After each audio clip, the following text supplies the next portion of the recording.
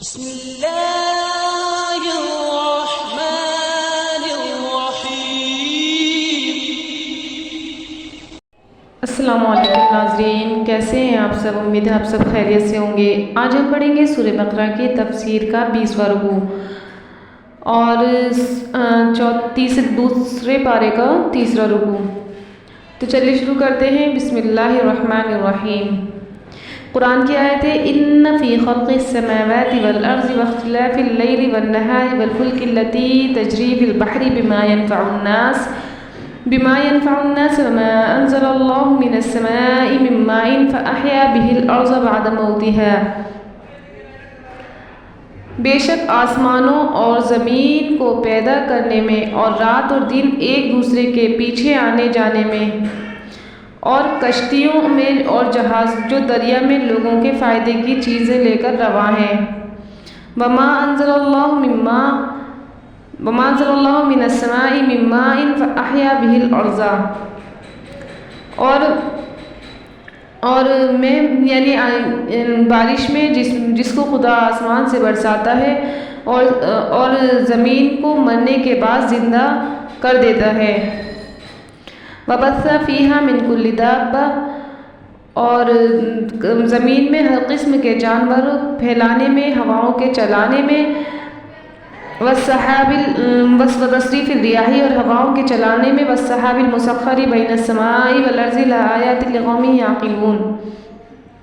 اور بادلوں میں جو آسمان اور زمین کے درمیان گھرے رہتے ہیں، عقل مندوں کے لیے خدا کی قدرت کی نشانیاں ہیں۔ وَمِنَ النَّاسِ مَن يَتَّخِذُ مِن دُونِ اللَّهِ أَندَادًا يُحِبُّونَهُمْ كَحُبِّ اللَّهِ وَالَّذِينَ آمَنُوا أَشَدُّ حُبًّا لِلَّهِ، اور بعض لوگ ایسے ہیں جو غیر خدا کو شریک خدا بناتے ہیں اور ان سے خدا کی سی محبت رکھتے ہیں۔ وَلَوْ يَرَى الَّذِينَ ظَلَمُوا إِذْ يَرَوْنَ الْعَذَابَ أَنَّ الْقُوَّةَ لِلَّهِ جَمِيعًا وَأَنَّ اللَّهَ شَدِيدُ الْعَذَابِ، لیکن جو ایمان والے ہیں وہ تو خدا ہی کے سب سے زیادہ دوست دار ہیں، اور ایک کاش ظالم لوگ جو بات عذاب کے وقت دیکھیں گے اب دیکھ لیتے کہ سب طرح کی طاقت خدا ہی کو ہے، اور یہ کہ خدا سخت عذاب کرنے والا ہے۔ اِذْ تَبَرَّأَ الَّذِينَ اتُّبِعُوا مِنَ الَّذِينَ اتَّبَعُوا وَرَأَوُا الْعَذَابَ وَتَقَطَّعَتْ بِهِمُ الْأَسْبَابُ۔ اس دن کفر کے پیشوا اپنے پیرووں سے بیزاری ظاہر کریں گے اور دونوں عذاب الہی دیکھ لیں گے اور ان کے آپس کے تعلقات منقطع ہو جائیں گے۔ وَقَالَ الَّذِينَ اتَّبَعُوا لَوْ أَنَّ لَنَا كَرَّةً فَنَتَبَرَّأَ مِنْهُمْ كَمَا تَبَرَّؤُوا مِنَّا، اور یہ حال پیروی کرنے والے دیکھ کر حسرت سے کہیں گے اے کاش ہمیں پھر دنیا میں جانا نصیب ہوتا کہ جس طرح یہ ہم سے بیزار ہو رہے ہیں اسی طرح ہم بھی ان سے بیزار ہوں۔ كَذَلِكَ يُرِيهِمُ اللَّهُ أَعْمَالَهُمْ حَسَرَاتٍ عَلَيْهِمْ وَمَا هُمْ بِخَارِجِينَ مِنَ النَّارِ، اور اسی طرح خدا ان کے اعمال انہیں حسرت بنا کر دکھائے گا اور وہ دوزخ سے نہیں نکل سکیں گے۔ تو اس کی تفسیر جو ہے اس آیت کی ان فی خلق السماوات والارض یہ ہے کہ مشرکین جو تھے اللہ تعالیٰ نے جب اوپر والی آیت نازل فرمائی وَإِلَٰهُكُمْ إِلَٰهٌ وَاحِدٌ، کہ وہ تمہارا ایک ہی معبود ہے، لا الہ الا هو الرحمن الرحیم، کوئی اس کی علاوہ عبادت کے لائق نہیں، تو اس میں اللہ تبارک و تعالیٰ کی وحدانیت بیان فرمائی گئی ہے کہ اللہ تعالیٰ جو ہے وہ اکیلا ہے، اور اکیلا وہ چار طریقے سے اس کی حیثیتیں ہیں، یعنی کہ اللہ تبارک و تعالیٰ اکیلا ہے تو سب نمبر ایک کہ وہ اس کا نہ کوئی ہمسر ہے، نہ ہمسایہ ہے، نہ کوئی اس کا بیٹا ہے، نہ اس کا کوئی باپ ہے، وہ بالکل اکیلا ہے، اس لیے اللہ کو واحد کہا جاتا ہے۔ اور دوسری حیثیت یہ ہے کہ اللہ تبارک و تعالیٰ ہی عبادت کے لائق ہے، اس کے علاوہ کوئی عبادت کے لائق نہیں، تو اس لیے اللہ کو واحد کہا جاتا ہے۔ اور تیسری واحد کی حیثیت یہ ہے کہ اللہ تبارک و تعالیٰ کا کوئی جز نہیں ہے، کوئی اعضا نہیں ہے، اور اس کا آگے پیچھے کوئی نہیں ہے، اور اس کی ذات کو کوئی تقسیم نہیں کر سکتا، تو اس لیے اللہ کو واحد کہا جاتا ہے۔ اور چوتھی حیثیت واحد کی یہ ہے کہ اللہ تبارک و تعالیٰ شروع سے ہے اور آخر تک ہے، یعنی کہ وہ ازل سے ہے اور ابد تک ہے، نہ وہ اس سے پہلے کوئی تھا نہ اس کے بعد کوئی آئے گا، تو اللہ تبارک و تعالیٰ ہمیشہ سے ہے، ہمیشہ رہے گا، اور اس لیے اللہ کو واحد کہا جاتا ہے۔ تو اللہ تبارک و تعالیٰ یہاں اپنی وحدانیت کو بتا رہے ہیں، اور یہ اللہ تبارک و تعالیٰ آگے والی آیتیں فرماتے ہیں کہ جو اللہ تعالیٰ نے آسمان اور زمین میں جو پیدا کیا ہے کہ اب مطلب اللہ اپنی نشانیاں بتا رہا ہے کہ ایسا کون کر سکتا ہے کہ رات کو دن سے رات کو نکالے اور رات کو میں سے دن نکالے، اور اللہ تعالیٰ اپنی ایک بہت بڑی نشانی کا یہاں ذکر فرما رہے ہیں کہ فلک یعنی کہ یہ جو دریا کے اوپر جو جہاز چل رہے ہیں، اتنے بڑے بڑے جہاز ہزاروں ٹنوں وزن لے کر دریا کے اوپر آرام سے جا کر چلتے رہتے ہیں، تو یہ اللہ کی کتنی بڑی قدرت ہے کہ وہ اس کے اندر ڈوبتے نہیں ہیں۔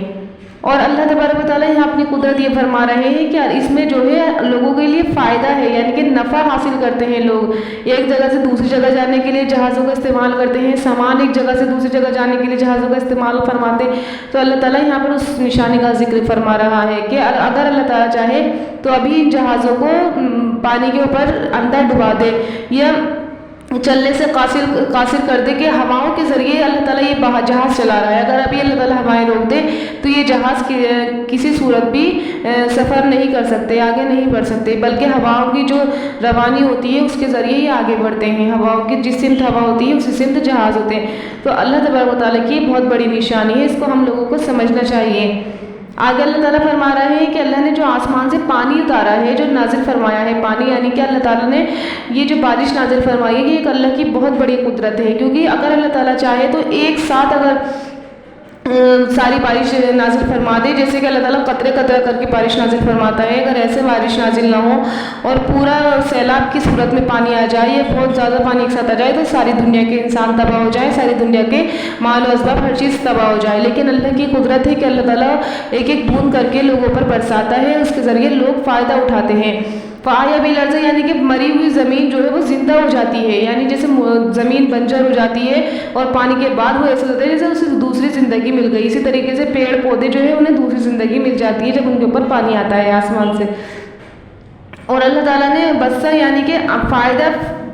جو ہے بارش کے ذریعے ہر چوپائے کو فائدہ ہے، یعنی کہ انسان ہو جانور ہو ہر کسی کو اس بارش سے فائدہ ہے، کیونکہ بارش کے ذریعے اللہ تعالیٰ پانی اکٹھا کر دیتا ہے۔ کیسے اکٹھا کرتا ہے؟ اللہ کہیں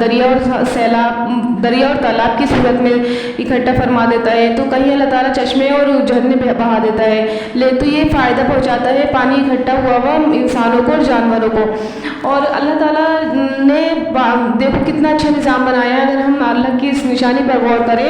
تو اللہ تعالیٰ کی بیدانیت کا ہمیں اقرار ہو جائے کہ اللہ تبارک و تعالیٰ نے پوری زمین کے نیچے ایک انڈر گراؤنڈ پائپ لائن جو بچھا رکھی ہے پانی کی، اگر ہم کہیں سے بھی کھودیں اور پانی نکل جاتا ہے، تو اللہ کی کتنی بڑی شان اور قدرت ہے کہ اللہ تعالیٰ نے غیب سے پانی روکنے کا انتظام فرما دیا ہے۔ یہ نہیں کہ اللہ تعالیٰ کا پانی برسا رہا ہے اور سارا پانی بہہ جا رہا ہے، تو اللہ تعالیٰ وہ پانی روک بھی رہا ہے تاکہ انسان اور جانور فائدہ اٹھا سکے، پانی پی سکے۔ اور اللہ تبارک و تعالیٰ نے ہزاروں ٹن پانی جو ہے وہ پہاڑوں میں برف کی صورت میں جما دیا ہے، جو آہستہ آہستہ پگھل کر اور زمین کے اندر جاتی رہتی ہے تاکہ وہ لوگوں کو فائدہ پہنچا سکے، پانی جو ہے لوگوں کو پانی کی کمی نہ ہو۔ تو یہ اللہ کی نشانیاں ہیں، ان پر ہمیں غور کرنا چاہیے۔ آگے اللہ تعالیٰ نے فرمایا ہے کہ ہواؤں کے چلانے میں، بادلوں میں جو آسمان اور زمین کے درمیان گھرے رہتا ہے، عقل مندوں کے لیے بڑی نشانیاں ہیں۔ یعنی اگر ہم عقل لگائیں تو دیکھو کہ کیسے اللہ تعالیٰ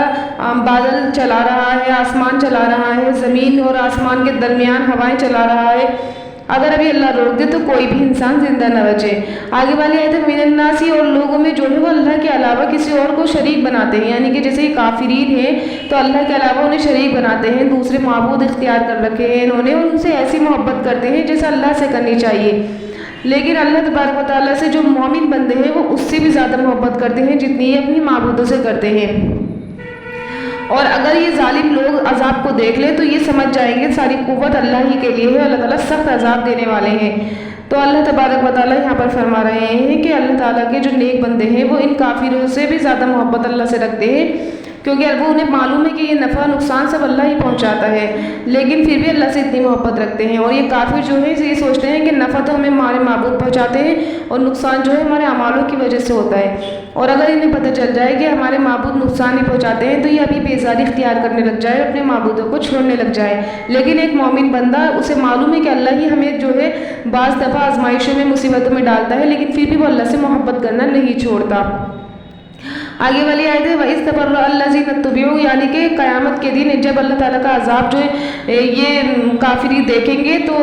یہ ایسے بیزار ہو جائیں گے اپنے ماننے والوں سے جیسے یہ جانتے ہی نہیں ہیں۔ یعنی یہاں پر جو دنیا میں جو کافر لوگ ہیں جو جن کی پوجا کرتے ہیں، جن کی پیروی کرتے ہیں، جنہیں اپنا معبود مانتے ہیں، تو قیامت کے دن جب اللہ کا عذاب دیکھ کر یہ حاضر کیے جائیں گے تو یہ ماننے سے انکار کر دیں گے کہ ہم نہیں جانتے یہ کون ہے۔ تو یہ کافر لوگ یہ کہیں گے کہ کاش ہمیں دوبارہ دنیا میں بھیج دیا جائے اور ہم پھر دوبارہ سے ان کی پیروی کریں۔ جب یہ ہم سے اپنی پیروی کرنے کو کہیں تو ہم یہی کہیں کہ ہم تمہیں نہیں جانتے، تو انہیں اس وقت بہت غصہ آئے گا اور یہ حسرت سے اپنے اعمالوں کو دیکھیں گے کہ ہم نے کیا کیا اور ہمیں کیا ملا، لیکن انہیں عذاب الہی سے کوئی نکالنے والا نہیں ہوگا اور یہ اس وقت حسرت کریں گے۔